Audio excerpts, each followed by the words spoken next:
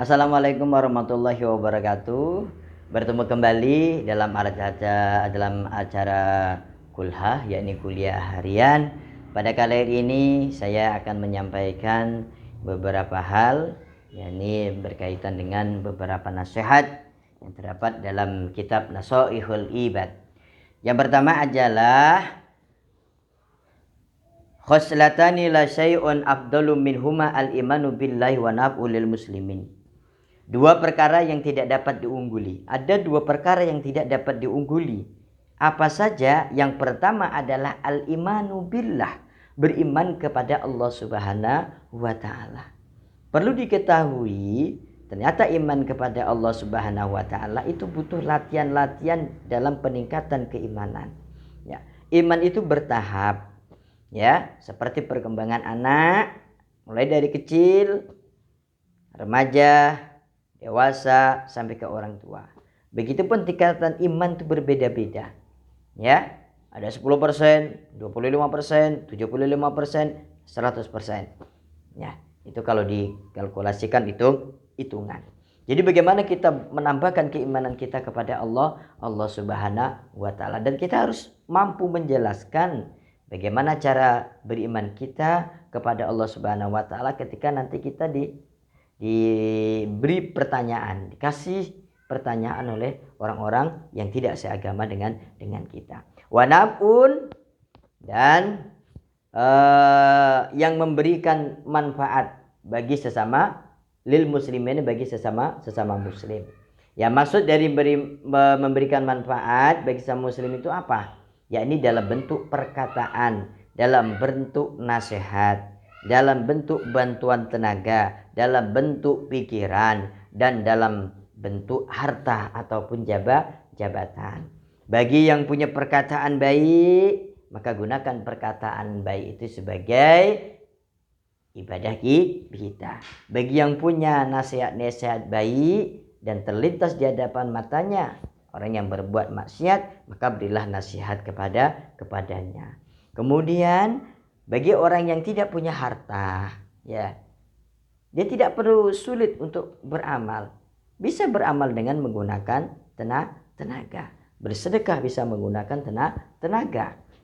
Yang kemudian pikiran. Pasti kita sering memberikan, kita dikasih pertanyaan ataupun orang curhat kepada kita. Kemudian kita bantu dengan pikiran kita. Dan itu termasuk amal ibadah. Tapi sekarang orang ini jarang tahu hal yang seperti itu. Kenapa? Karena orang yang datang itu hanya cuma curhat, kemudian minta pendapat dari kita. Nah, karena kita tidak tahu, hanya kita tidak niatkan untuk beribadah menjawab dari curhatan seseorang tersebut. Itu banyak orang yang tidak tahu, ataupun seketika dia hilang niat untuk beribadahnya.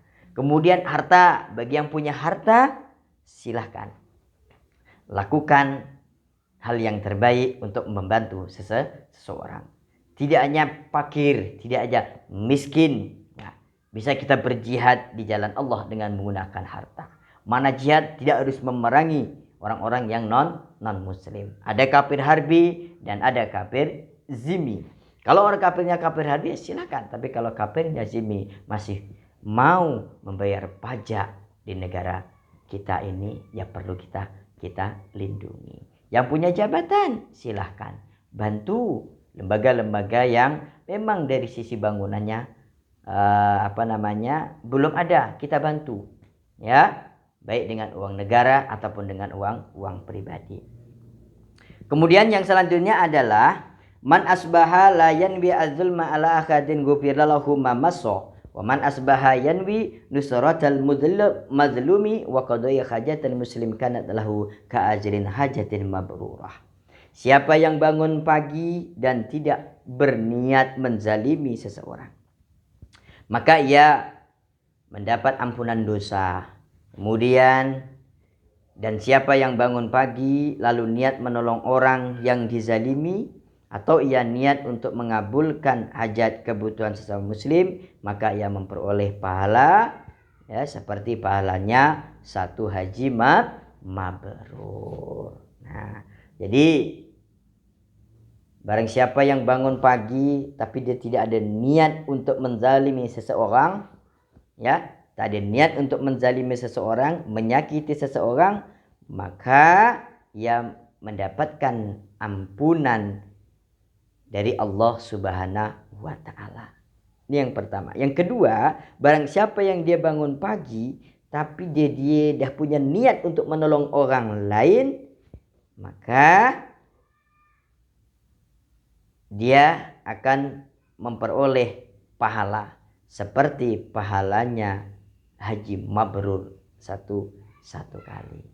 Saudara-saudara kaum muslimin yang dirahmati Allah, mudah-mudahan kita semuanya termasuk kepada golongan orang yang mempertahankan keimanan, dan kita bisa memanfaatkan perkataan kita, nasihat kita, tenaga kita, pikiran kita, harta kita, jabatan kita di jalan Allah Subhanahu wa taala. Dan apabila kita bangun pagi, janganlah sesekali kita berniat untuk menzalimi seseorang. Saya ulangi kembali, orang yang bangun pagi dengan tidak ada niat untuk menzalimi seseorang, maka orang tersebut akan diberi ampunan berupa dari dosa oleh Allah Subhanahu wa taala. Dan barang siapa yang bangun pagi dengan niat menolong orang yang dizalimi, maka dia akan mendapatkan satu pahala, yakni seperti pahalanya orang yang hajinya mabrur. Kurang lebih mohon maaf. Assalamualaikum warahmatullahi wabarakatuh.